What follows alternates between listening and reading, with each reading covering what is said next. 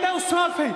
If you care about your country, read Ludwig von Mises and the 6 lessons of the Austrian Economic School, motherfuckers. From the streets of Melrose Park to the trading floor of the Merc, he's fought for every dollar he's ever earned. And now, with personal liberty and our system of capitalism under assault in America, he's here to seize back our rights from the government. With a cigar in one hand and a copy of the Declaration of Independence in the other, he's Shaun Thompson. And this is the Shaun Thompson Show. Some folks are born made to wave the flag. My next guest is a very, very interesting, accomplished gentleman. His works have been featured in the New York Times, the Atlantic, the Huffington Post. He's appeared on Fox News, NPR, CNN, BBC. Award-winning writer, author, and podcaster of the podcast Highly Respected. His new book, White Pill, The Online Right and the Making of Trump's America, is out now. He is Scott Greer. Scott, how are you? I'm great. How about yourself? Very good. I think this is an exciting time to be alive. I think it's an opportunity to finally validate the accusations I've been making since 1979-ish, give or take. I was young, but I remember all of the abuse and the fraud in our system. And I'm lucky enough to kind of remember the Reagan years. I never liked old man Bush. I never liked him. Never. And I watched what his kid did and so many Republicans. And I think it's exciting right now that Trump, whether he wants to recognize it or not, or the people around him, he does truly represent a third party, in my opinion. I'm guessing if that's part of your book. It is a big part of my book about how conservatism changed from the George W. Bush era to Donald Trump era.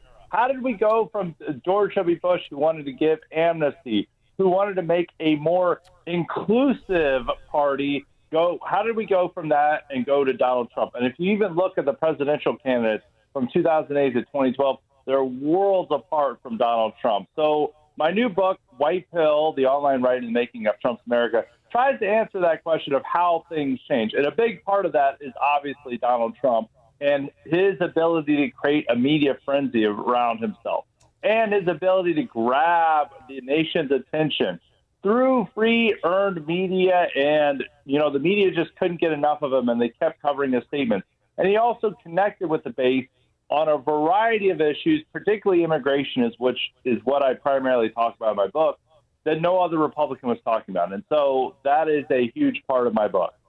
And what else I love about this time in American history, I don't think it gets enough attention, is that we as the American people were propagandized, manipulated, and pushed into an area where we accepted this notion of the lesser of two evils.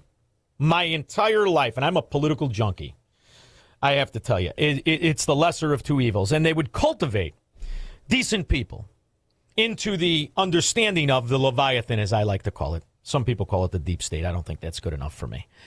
And once you're cultivated in it, you understand you're merely a salesman. You're putting lipstick on the pig of failure, of policies intended to fail. It's within the failure, government receives more of its money and more of its power. But for the first time, since George Washington, somebody won the presidency who never ran for dog catcher. And he won it, I think, because I can remember the 70s. That's how old I am. And in 1976-5, he had taken over for his father, who was an interesting guy. And he had built a lot of homes in Brooklyn for World War II. That's where he started his career. And Trump had an idea to revamp and revitalize New York. In the 70s was a ghetto. A real ghetto, like it is now. And he did it. And he appeared and he caught that Reaganomics, the boom of go out and get it and do it. And he did it. So he rode that wave. So for me, it's double interesting in the fact that he did something most people never thought could happen. You could win the presidency without running for Congress, without running for Senate, without being a governor. So I think that's exciting. Do you give that a little attention? Yeah, I mean that's a big part of Trump's story is that he's an outsider. Is that he was not a congressman, he was not a senator, he was not a governor, he was not a part of the political establishment whatsoever. And the political establishment, both in the Republican Party and clearly the Democratic Party, opposed him greatly, and the media establishment opposed him. And the fact that he was not a politician was a huge part of his appeal, that he was able to present himself and say to ordinary Americans, he would say I'm just like you, but he's clearly very different. But he is like them in that he's a political outsider. He is not a mover and shaker in Washington, D.C. He's not even somebody who is governor. And he is coming in there to solve issues on a way that a lot of Americans wanted. And so his status as a political outsider certainly helped him and helped connect him with the base that had felt that it was on the outside of American politics as well. And what's interesting is, I did not support him in 2016. I did not support him because I had been aware of his career, and I had some really, really questionable, big questions for him. And I did not like in Chicago, he was represented by a real scoundrel, scumbag, half-assed pansy gangster by the name of Ed Burke was his lawyer. And he had given Rahm Emanuel money. And when he married Melania, the Clintons sat at his table. And plus, I didn't like some of his business deals. So I really went against him, very much so. He earned my affection. And I started to figure out what he meant when he said, I'm just like you. I think what he meant, and you tell me what you think, is that when you're just like us, you have to deal with everybody. In our day, we deal with everybody. From people who make no money to people who make big money. We interact in commerce. We have to hire people who are plumbers and electricians to fix our homes that are broken. We have to discuss purchasing things and financing things. And the grand scheme of things, when you look at these 535 lawyers who are congressmen and senators, they don't live like us. They don't do anything like us. Most of them are trust fund babies. They're cultivated their whole career. They've never really worked. I think that's what he meant with I'm just like you. Not that I'm a laborer or I'm that, but I have to navigate life and deal with these corrupt politicians. Do you think that's what he meant? Yeah, I think that is a good summary of what he meant, and goes back to my point is that, he's a political outsider. He is not a part of the political establishment.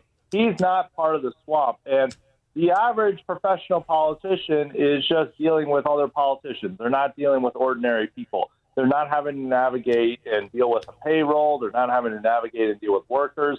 They're not having to navigate all these rules and regulations that the politicians impose on them, or even just the effects of these policies that politicians impose on them.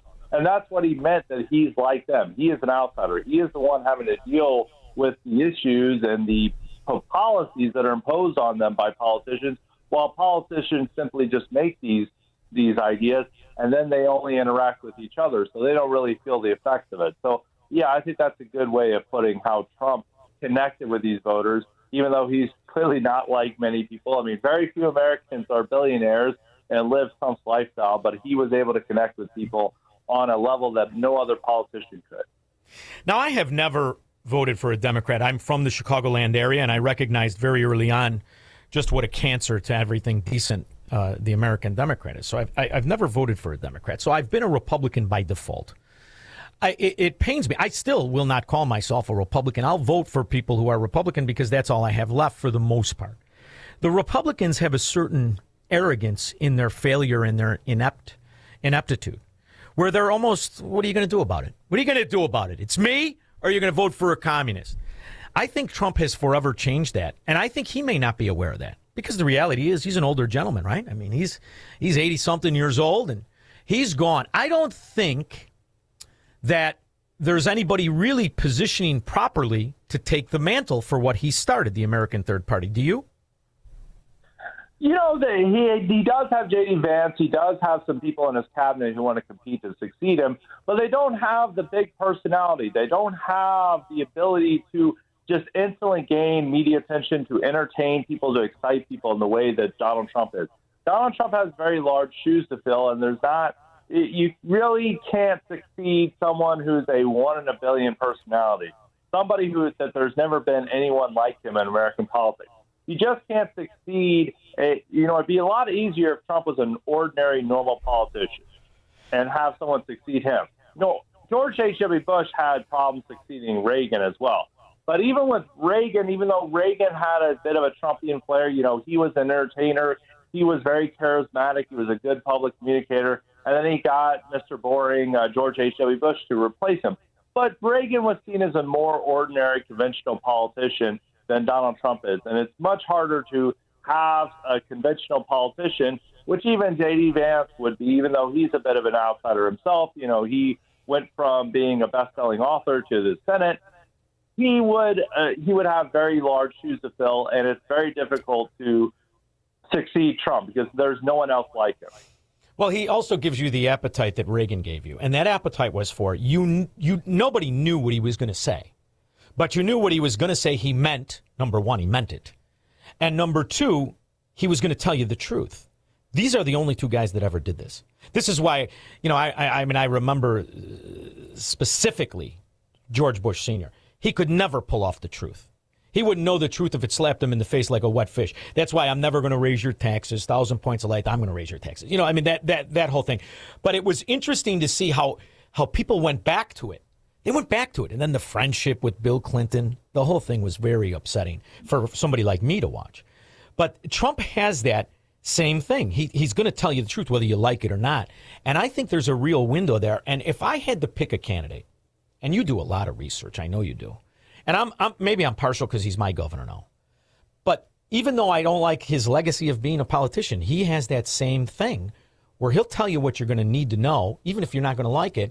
And he navigated an entire state through a really terrible time, the Biden years during COVID. I think the only guy that can fit the bill, to me, well, there might be Rubio, but DeSantis. And I'm curious to know what you think, who you think it'll be. Nobody's written about this for your whole life, really, since you came out of college, right? So who do you think can even remotely pick up the mantle? It's just who's going to ever succeed as Trump and whoever he's going to pick, and it's likely his vice president. I think it's going to have to be someone within his administration. DeSantis, it could be DeSantis' time, but DeSantis, he's got a great record as Florida governor. But when he tried to run against Trump in 2024, it did not go well for him. And DeSantis even has bigger problems with that personality and charisma front, which you can be a terrific governor, terrific senator, do great things for the country. But if you're a presidential candidate, you've got to have a lot of charisma. You've got to have a lot of communication skills. George H.W. Bush failed to be reelected due to his communication skills. It's remarkable he won in '88, but we were in a different political era, different media environment where it was easier for someone like Pat to win. You've got to be a very larger-than-life, charismatic personality. Now, a lot of the people you don't out there, J.D. Vance is pretty charismatic for an ordinary politician, but he's not as charismatic as Trump. Same with Rubio. But compared to DeSantis, they've got, a better ability to communicate with people. So DeSantis is a great lawmaker, great governor, done a lot of great things, has a great record, but he doesn't really have that personality. And I think anyone outside the administration, Trump is going to perceive them as a rebuke to his legacy, as a challenge to his legacy. He wants someone to continue his legacy, and that person would likely be found in the administration. So I think it would have to be either Vance or Rubio who is the successor. I think it's more difficult, too, for the Republicans to corral the people who vote Republican, such as myself. I've got an office pool. I believe Mitch McConnell's been dead for 3 weeks, and I think the Ayatollah may show up first. So I'm not, I will not vote for somebody I don't like. And I won't vote. I won't do that. I won't vote against my own self-interest. So it's funny. I don't like the replacement for DeSantis, and he's my congressman. He's and I've met him, Byron Donalds. But I heard him during this campaign. I saw him with the Dignity Act, with the illegal. I'm done. I won't waste my time. I'm a jerk, and I think the Republicans have more jerks than the Democrats. The Democrats will get in line because they need somebody to pay their rent. What do you think about relying on people who voted for Trump, even if he says something that they don't like? I think it's harder for the Republicans to corral support. Do you?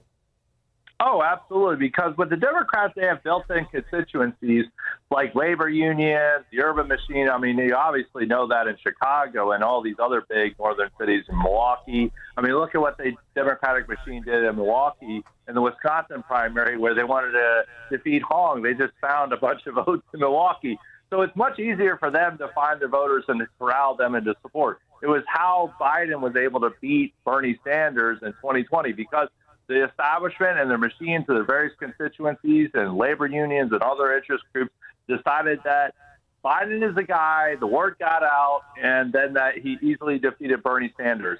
Much more difficult to do that with the Republicans. Republican voters really do approach elections as individuals that they go and they're like, well, I like this guy, I guess I'm going to vote for him. There's no one really telling them how to vote. You don't have these groups that tell their voters how to vote, and with the ballot harvesting, another thing. You really can't do that with a Republican. People just decide on their own who they're going to vote. They see ads. They trust Trump. If Trump tells them to vote for somebody, they generally follow along. But it's not someone corralling them. It's just somebody saying, hey, I like this guy. And then that guy has ads saying, I'm Trump endorsed. And they're like, well, Trump tells me this guy's good. I don't really know the other guy. I'm going to vote for the guy that Trump endorses. So that's the only thing. But most of the time they approach it as individuals. They're not being corralled because the suburbs, they're not in some labor union. They're not even, sometimes you have pastors that can help, but nowhere near the level of success that pastors in inner city Chicago, Milwaukee, Detroit, elsewhere can get their people to go out and vote. Yeah, you would find the spread of the public sector payoff and bribery scheme in the Chicago suburbs very interesting, Scott, if you looked at it. And that's going to bring me to my next question. You also saw what I think is arguably the greatest rise of a political movement and the greatest example how people can get used to losing and failure at a slow motion, and that's the Tea Party, of which was incredible rise. But when it all comes to today, what did they really accomplish? Not much. And when you see the rise of Mao Zedong, as I like to call her, or the communists from New York to Seattle, it's not really different from the policies that were implemented by one Barack Obama. I don't see a difference between health care for all and Obamacare, which was really health care for all through the back door. Do you see any resistance the way we did to Obamacare, arguably the greatest political example of fraud, failure, and corruption in one package, the destruction of American healthcare system, and yet the Republican Tea Party did nothing? Do you see after Trump the rise of the communists being any different than the rise of the Obama Democrat?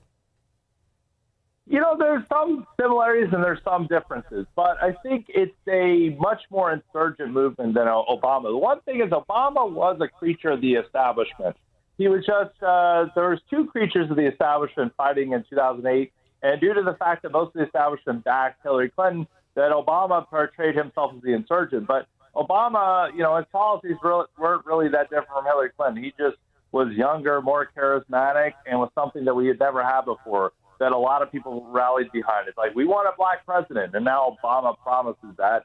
And he's younger and fresher and more charismatic, so they went with him. But he didn't really have much of a message that was different from Hillary Clinton. He just put hope and change on his posters. But I think with the DSA, there's a much more of a radical burn it all down notion than Obama. And this is not a defense of Obama. I'm just saying that Obama went along with the establishment, what the established Democratic Party and he didn't really have as much of a clear-cut ideology as the DSA radicals have. And the DSA radicals are much more fixated on destroying America than any established Democrat. And that's not a compliment to the established Democrats. They're just more committed to it and wanting to upend the ways, the norms that made America the great country it is. And they're much more extreme than Obama. And they're as just as opposed to the Democratic establishment as they are to the Republican Party and any of the old norms that upheld our country. Now, I've been watching your writings and where you've been, and it's interesting. I like that they put you in a lot of magazines where, not a lot of people who write about the things you write about go. I mean, you've been in the Atlantic, you've been in the Huffington Post, so I'm going to give you the title for a very provocative article. Are you ready, Scott Greer? I'm ready. Obama Milquetoast Communist. It's offensive and correct. What do you think? That's an interesting article you'd have. Milquetoast Communist. He, in some of his ways, his policies, he just leaned towards socialism because he felt that was the way that some of the staffers wanted. But if you ever read his biography, he just went wherever the wind blew. He really didn't have a core of ideological or any principles besides Barack Obama himself, which wasn't very good for our country. No. You could call him a milquetoast communist because a lot of the things would have ended up with more government control of our system, with government taking more of your taxes and more of your wealth and having more control over your lives than ever before, especially with Obamacare, and especially with a lot of his ideas that he wanted to do with civil rights law and getting that and trying to expand it to police all these ordinary daily behaviors. So you could argue maybe you could call them a milquetoast communist. The name of the book is White Pill, The Online Right, and the Making of Trump's America. He is Scott Greer. The name of the podcast is Highly Respected. You can find it at highly-respected.com. Is that right, Scott? That's right. Thank you for making time. I've enjoyed it very much. I can't wait to go through the book White Pill. Thank you. Thank you. We'll be back with your calls and comments. This is the Shaun Thompson Show on AM 560. The Answer. Are you carrying more than $10,000 in credit card debt? Do you feel like you're running on a financial treadmill, making payment after payment, month after month, yet never getting ahead? If you're tired of watching your hard-earned money